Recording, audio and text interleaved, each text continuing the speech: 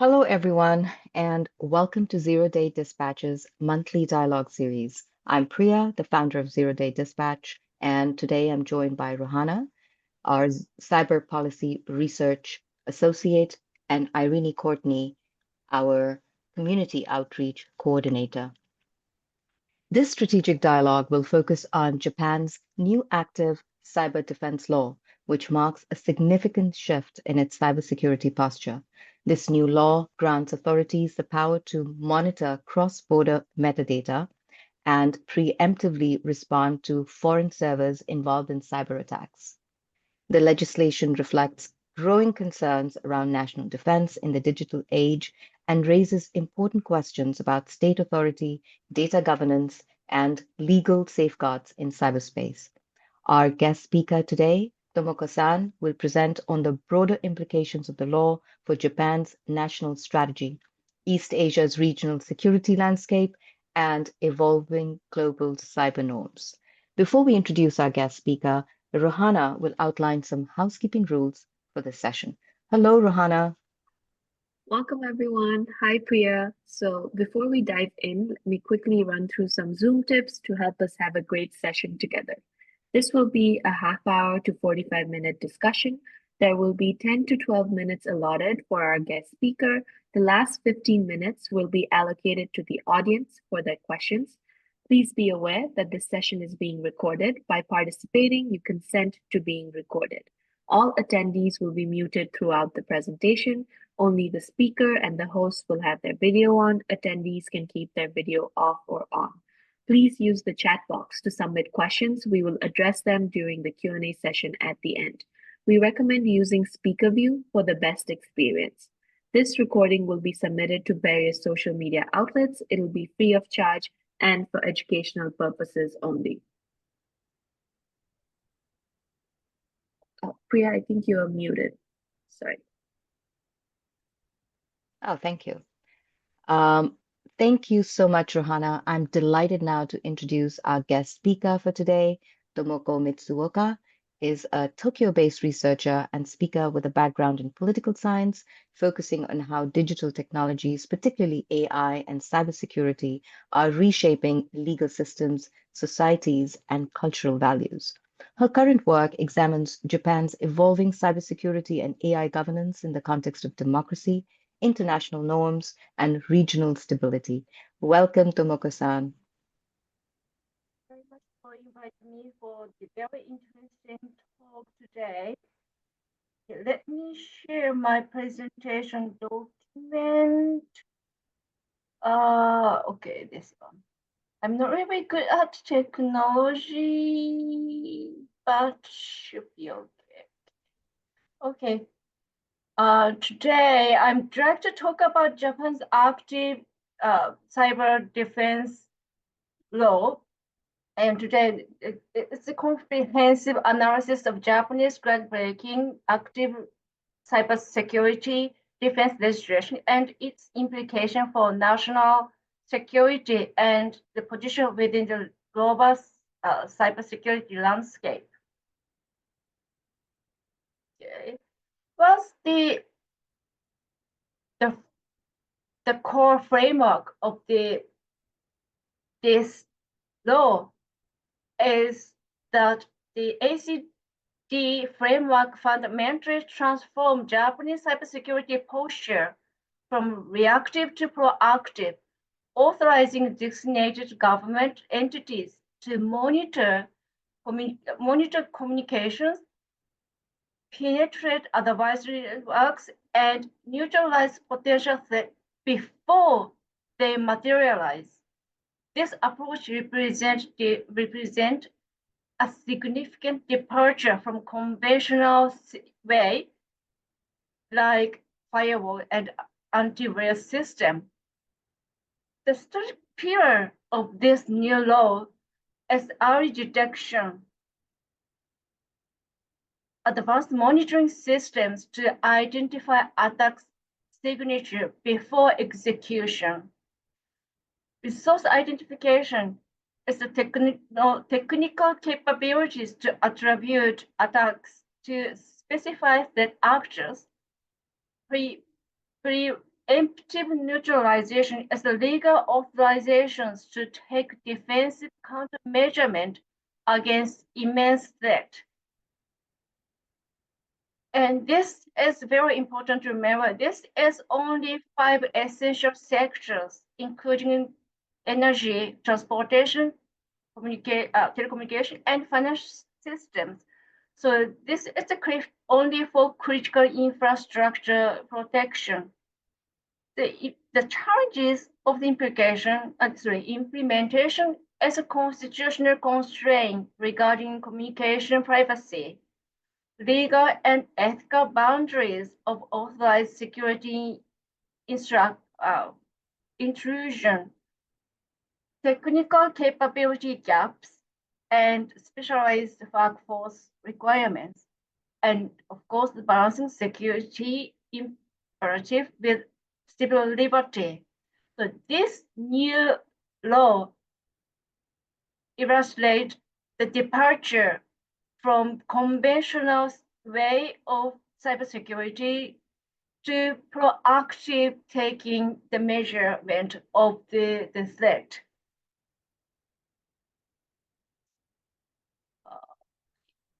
Okay, the key feature of this new law as the basic as a national level coordination. The unified common structure integrating intelligence, defense, law enforcement, and critical infrastructure operators under clear legal authorities.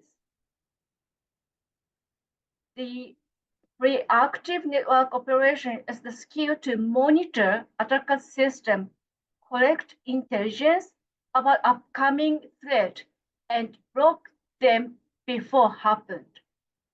The source identification and neutralization.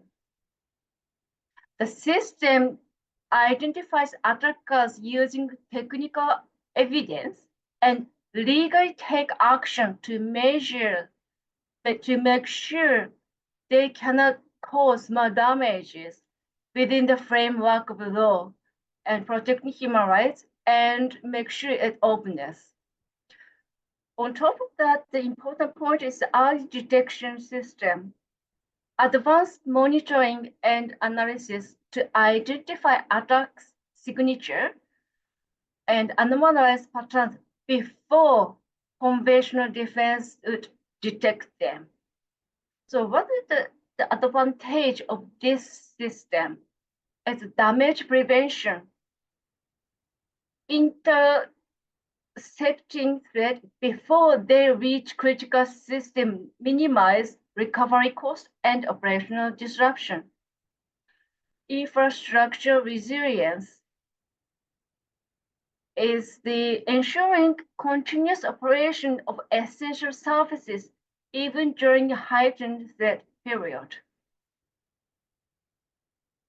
And thirdly, advisory cost imposition, increasing operational complexity and resource requirement for potential attackers, enhancing deterrence. Okay. The legal framework, the legal foundation of this new law is actually from the Basic Act on Cybersecurity from 2014. The Article 3 of this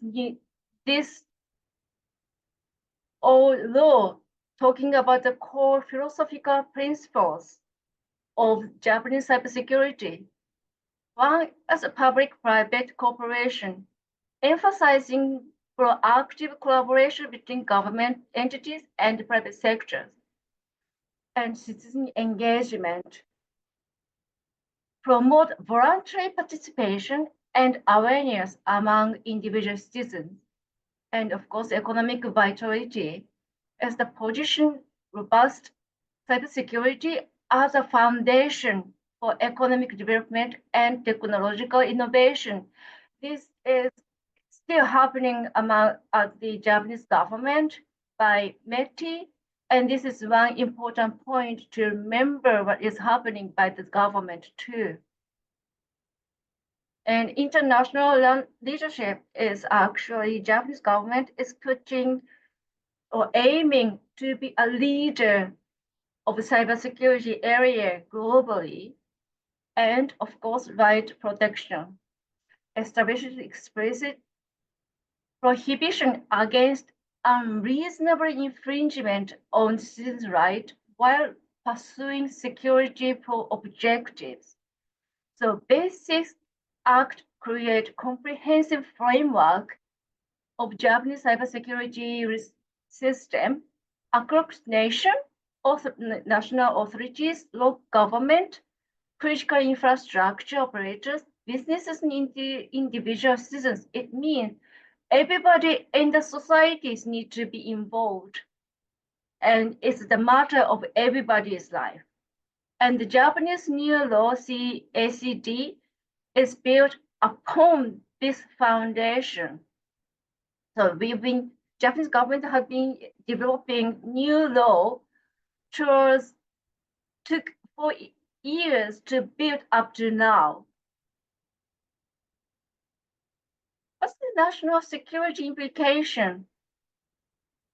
Is the 2020 National Security Strategy actually established ambitious benchmark for Japanese cybersecurity capabilities, targeting to be superiority with major Western players. And this is a significant shift in Japanese security posture and resource allocation priorities. And in fact, Ministry of Defense plans include nearly doubling cybersecurity personnel by 2027. Why the government decided to do that is the growing number of cyber attacks, including from China. In fact, the government disclosure reveals the persistence that by the Chinese actor called Mirror Face since 2019, targeting Ministry of Foreign Affairs and Defense Systems, politicians, strategic industries, and advanced research organizations, including JAXA. The implication of this strategy is that the Japanese shift from passive defense to limited offensive cyber capabilities. The change driven by preventing security logic under growing cyber tension. But of course, because of the changes to be more proactive, which may trigger regional concern on the cyber dilemma about how Japanese government is doing. But I want to illustrate 3 distinctive cases happened the end of last year. Why, as a Japan airline, the DDoS attack was done at the end of the year, the period of the holiday season, which caused suspension of ticket sales and customer application enabled. Another 2 cases, two cases actually for financial industries. One is the Mitsubishi Financial Group, Mitsubishi UFJ Financial Groups, two banks under them were under attack at the late December, and at the end of the year, Mizuho was also under attack. So while the busiest financial transaction happened at the end of the year, the attack happened. So this kind of things make government feel they need to take proactive action. I hope I managed to illustrate bits and basic of this new law. Do you have any questions?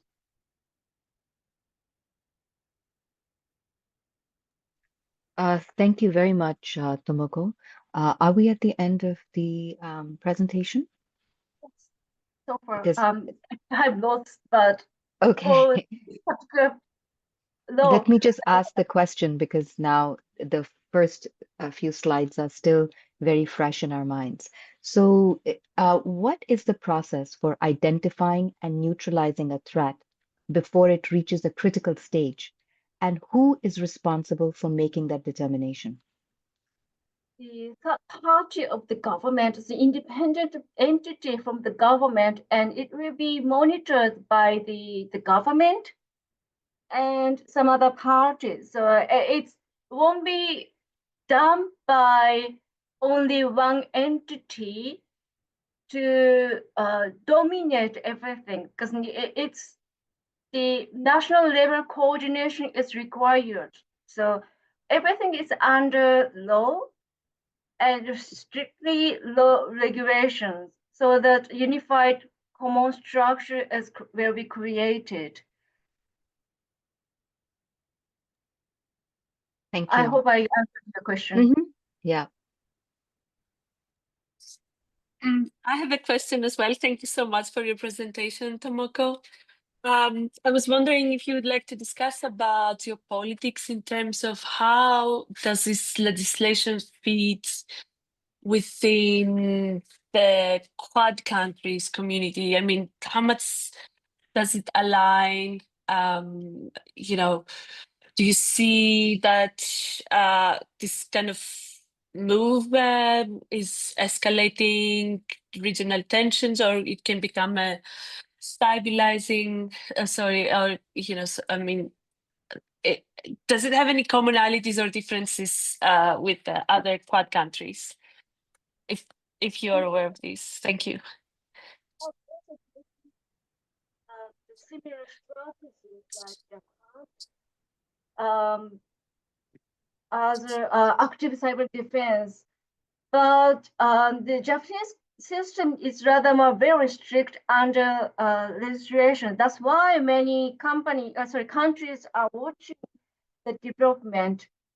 Some countries are still wondering about how to put everything together.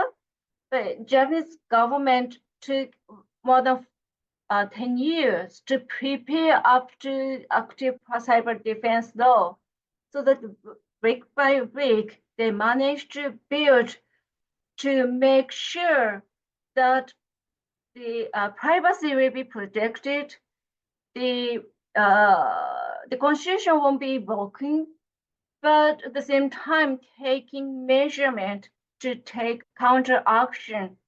And the monitoring is not within the Japanese soil, but actually checking about other countries' threat, from the other countries.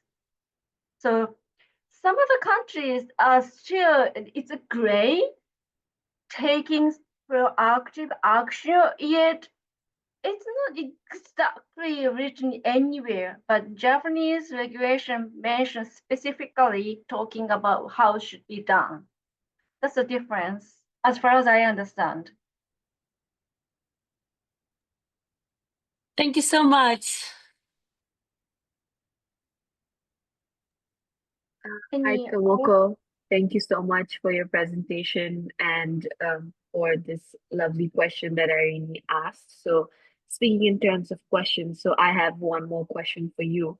So, I was thinking that Japan has finally had its like cyber active defense law. So, my question is maybe what can be some examples or lessons, right? Like other countries in the global majority or like the global south can also learn from this new law that has been presented, right? Like how can this be a helpful guide for other countries as well to develop more on their cyber law, cyber defense aspect?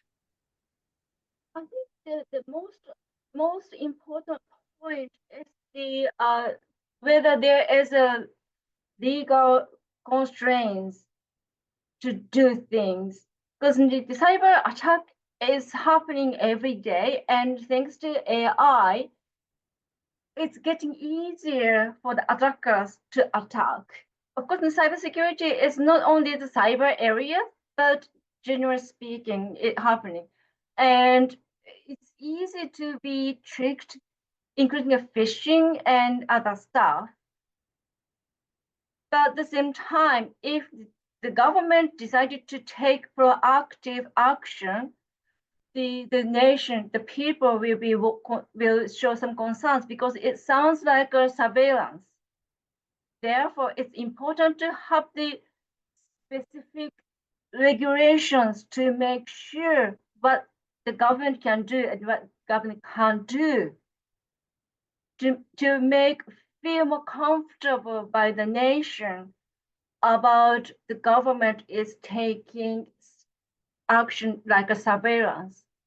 And also this time the government, Japanese government specified 15 industries, which means they are not going to expand any further for time being. I don't know in the future, but at this moment, 15 industries are identified as a very important critical industries, and the law specifically mentioned only 15 industries will be monitored.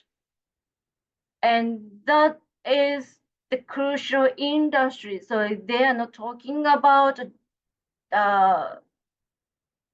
the e-commerce, for instance, because it's not essential to needs to be monitored by the government.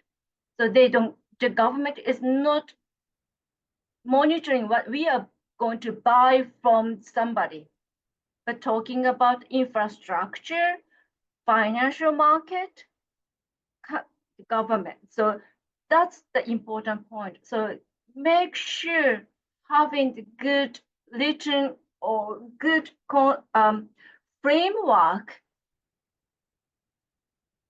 so that the nation, the people in the country won't feel uncomfortable about the government is constantly monitoring about the daily life.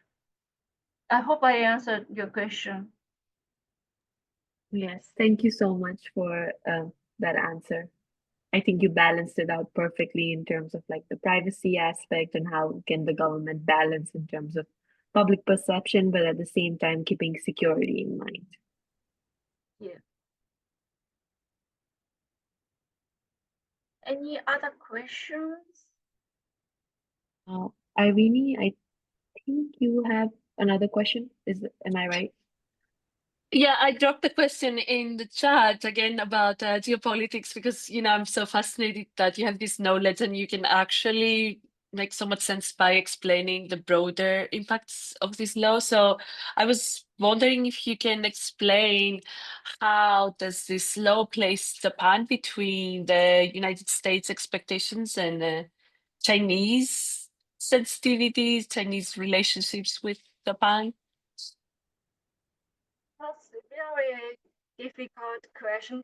Obviously, Japan has got a very strong network with China as far as the business concerned, and also as far as defense is concerned, Japan has got a strong alliance with US, and US has got more power and personnel for the cybersecurity areas, so that the government is trying to catch up with what American government is doing, the American cyber industry is doing as well. As a result, actually, METI put new policy to nurture a homegrown industry and the cybersecurity industry and startups, including startups, because some areas I won't say Japan do not want to share with America about some important point, but it's also very important to nurture domestic domestic startups, domestic companies, so that the domestic companies has got more understandable of Japanese nuance easier than American companies. That's why the METI is taking new policies to nurture to develop the robust economic and innovation. As far as China is concerned, the cyber attack is not only coming from China, not from North Korea, for instance, but because of the tension is getting more higher than before, and the government disclosure specifically mentioned about the name of the group in China and condemn Chinese government involvement. It seems to be the government is slightly having big concern about Chinese capabilities of the cyber areas, and so much concern about the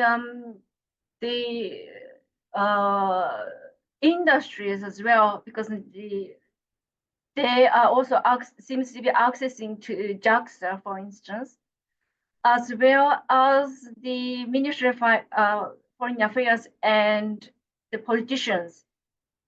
So the government seems to be slightly moving away from comfortable relationship with China, but concerned about Chinese capabilities. I hope I answered some of your questions. No, that makes perfect sense. Absolutely. I mean, nurturing all kinds of technology and infrastructure, where at the same time, balancing the expectation that things will develop organically in a way in Japan. That makes perfect sense. Thank you.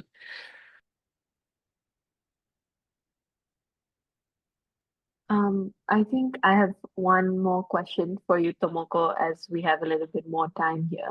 So I think this is going back to the similar aspect of what we talked about, like the privacy, all that stuff. And I think I wanted to ask you, in your perspective, what do you think about the active cyber defense law? Like, because there's like some privacy concerns, but of course there's like statements on that it's not going to have surveillance towards like domestic content or like people's like personal lives or like breach of privacy.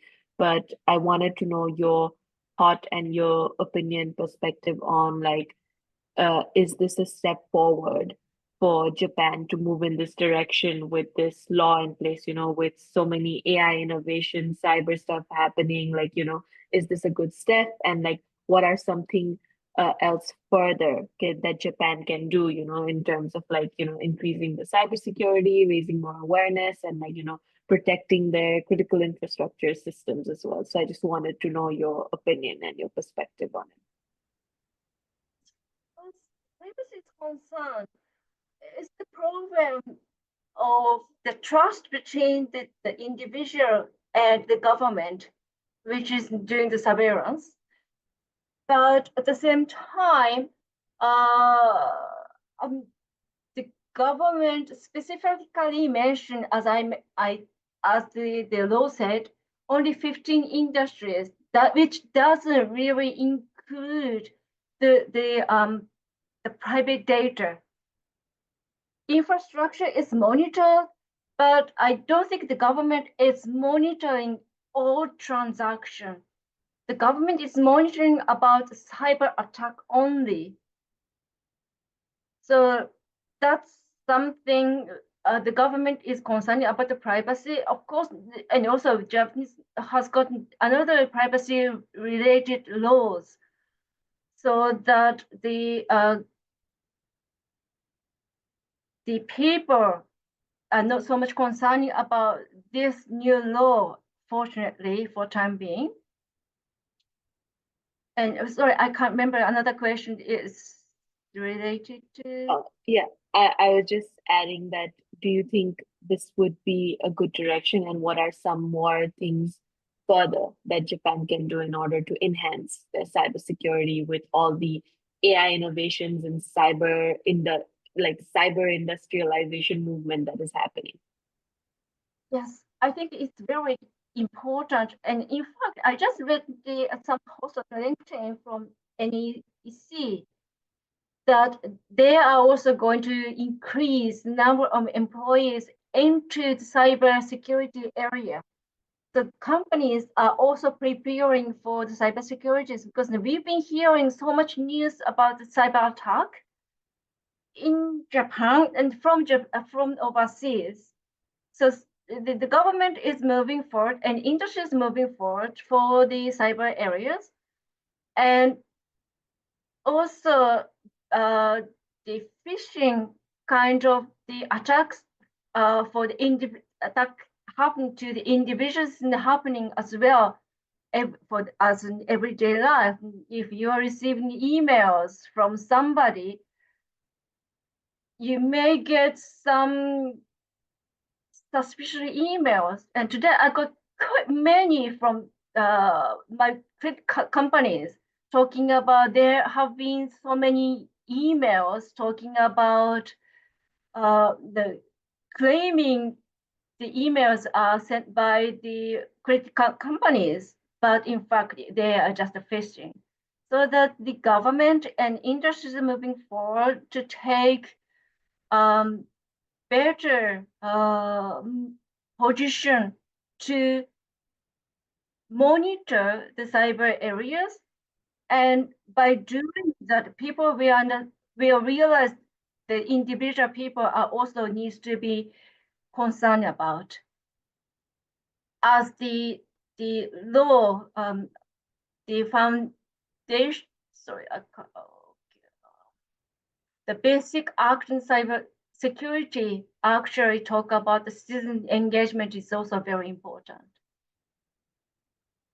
I hope I answered some of your questions.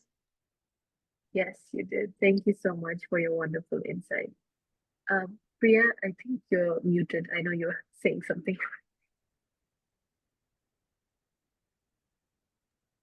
Thank you, Rohana. Thank you very much. That was a very, very incredibly enlightening discussion. Any other comments from the gallery? Any questions before we start putting this session together for the day? All right, Tomoko-san, do you have anything that you'd like to address before we start closing? One thing, friend of mine is going to organize, sorry, did I just fail? Are you seeing this page? The Lumina conference will happen in December, sorry, August. And this is actually a rare case because most of the cybersecurity related conference is only in Japanese, but they are going to have in English with the translation or interpretation with Japanese and online and offline. So this is quite rare case which non-Japanese people can attend and understand about cybersecurity industry from Japan. And the speaker will be from all over. So it might be quite interesting to attend, to join the conference. It's Well, I'm not getting any money from him, but that's all to do. Thank you. thank you so much. What a wonderful discussion. Thank you for the wonderful slides and to our amazing guest for sharing her expertise. Unfortunately, due to time constraints, we weren't able to explore every aspect of today's topic. However, the depth and quality of today's discussion was just remarkable. Thank you again, Tomoko-san, to our panelists, and to the Zero Day Dispatch team, because this could not have been put together without them, and everyone else who joined us today. Remember, you can stay connected with us through our website, newsletter, LinkedIn page, Slack, and other social media outlets, all of which I've added to our chat. And we really look forward to continuing these crucial conversations. Until next time. Thank you so much, Tomoko. And for the conference detail, if you would just want to email it to like any one of us, or you can just email it to me as well, we'll make sure to pass it along.